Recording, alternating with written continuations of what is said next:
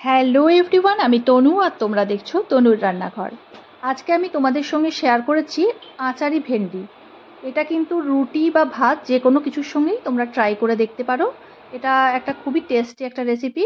এই দেখো, এখানে আমি ভেন্ডি নিয়ে নিয়েছি, আর ভেন্ডিগুলো মাঝখান থেকে আমি একটু চেরা লাগিয়ে নিয়েছি যাতে ভেন্ডির মধ্যে মশলাগুলো ভালোভাবে ঢুকে যায়।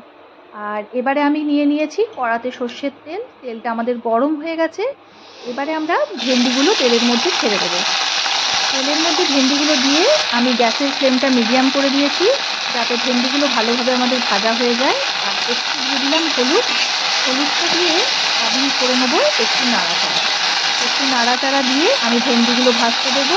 আর ওই পাশে অন্য আরেকটা কড়াতে আমি শুকনো খোলায় ভেজে নেব ধনে, জিরে, মৌরি, একটু সাদা সর্ষে, একটু গোলমরিচ আর একটা শুকনো লঙ্কা। এটা আমি অল্প নেড়ে চেড়ে ঠান্ডা করে গুঁড়ো করে রাখবো। এটাই কিন্তু আচারের একটা ফ্লেভার দেবে। আর এদিকে দেখো, আমার ভেন্ডিগুলো ভাজা হয়ে গেছে। এবারে আমি ভেন্ডিগুলো তুলে রাখবো। ভেন্ডিগুলো তুলে নিয়ে আমি আরেকটু তেল দিয়ে দিয়েছি, আর তার মধ্যে আমি দিয়ে দিলাম একটু থেতো করা রসুন। রসুনটা এবারে আমি একটু নাড়াচাড়া করে নেব যাতে রসুনের কাঁচা ফ্লেভারটা একদম চলে যায়।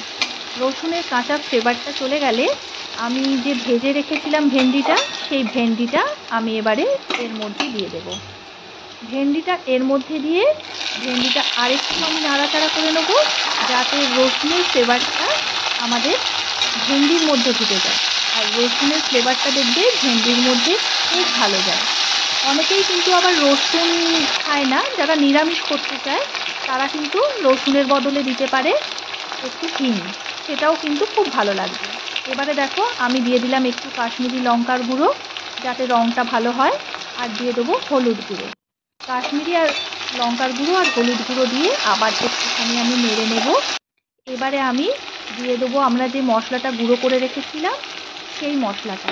এই মশলাটা কিন্তু একদম মাস্ট, এর জন্যই কিন্তু আচারের একটা ফ্লেভার আসবে এর মধ্যে।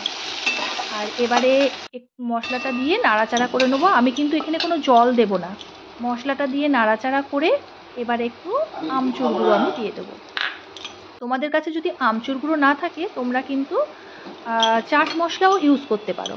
আর এবারে আমি দিয়ে দিলাম পরিমাণ মতো নুন। নুনটা দিয়ে ভালোভাবে আমি নেড়ে চেড়ে এবারে আমি নামিয়ে নেব। এই দেখো, আমাদের আচারি ভেন্ডি একদম রেডি। রেসিপিটা তোমাদের ভালো লাগলে প্লিজ আমার চ্যানেলটাকে সাবস্ক্রাইব করে আমার পাশে থেকো। তো চলো, আজকের মতো